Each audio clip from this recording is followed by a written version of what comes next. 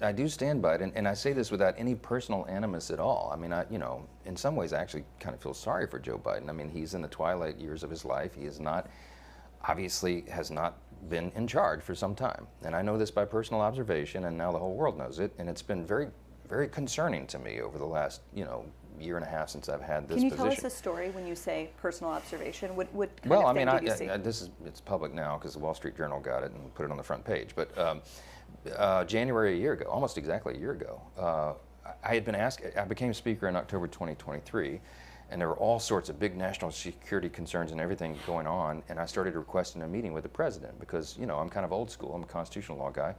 Speaker of the House should be able to talk to the president, especially in times of great national interest and calamity. But they wouldn't let me meet with him, and his staff kept giving me excuses. This went on for like 8 or 9 weeks. I'm sorry, Mr. Speaker, he doesn't have time. What are you talking about? I'm second in line of the presidency. He has time. I need to talk to him. We had, I can't say the classified parts, but we had some big national concerns at the time that I was losing sleep over. Finally, I just went to the Hill Press Corps and I said, the president is not being allowed to meet with the speaker. There's a problem. So they started putting pressure on him. Long story short, they finally relented. They invited me to the White House. I show up and I realize it's actually an ambush because it's not just me and the president. It's also Kamala Harris, Chuck Schumer, Hakeem, the CIA director, everybody. And then, so I walked in the Oval and, I know what this is. They're going to hotbox the speaker on Ukraine funding. That's what it was. This is probably third week of January. We sit down, we're in the midst of it, and the whole conversation, and I'm going, we don't need to have this conversation. The president reaches over just like this. We're sitting right next to the fireplace in the Oval, and he grabs my arm and he says, the speaker and I just need a couple minutes together. Would y'all just leave us alone? And I looked up on the faces of some of the staff standing around the wall, and they're like, oh, no, he did it. So he called it. He's the commander-in-chief. So everybody leaves, and he and I are standing awkwardly in the middle of the Oval Office right over the rug by that coffee table.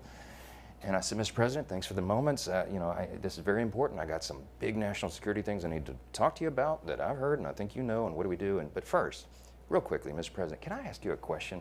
I cannot answer this from my constituents in Louisiana. Sir, why did you pause LNG exports to Europe? Like, I don't understand, liquefied natural gas is in great demand by our allies. Why would you do that? Because you understand, we just talked about Ukraine. You understand you're fueling Vladimir Putin's war machine because they got to get their gas from him, And he looks at me, stunned with this, and he said, I didn't do that. And I said, Mr. President, yes, you did. It was an executive order, 3 weeks ago. And he goes, no, I didn't do that. And he's arguing with me. I said, Mr. President, respectfully, could I go out here and ask your secretary to print it out? We'll read it together. You definitely did that. And he goes, oh, you talk about natural gas. Yes, sir.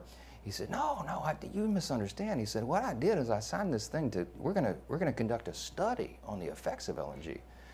I said, no, you're not, sir. You paused it. I know. I have the export terminals in my state. I talked to those people this morning. This is doing massive damage to our economy, national security.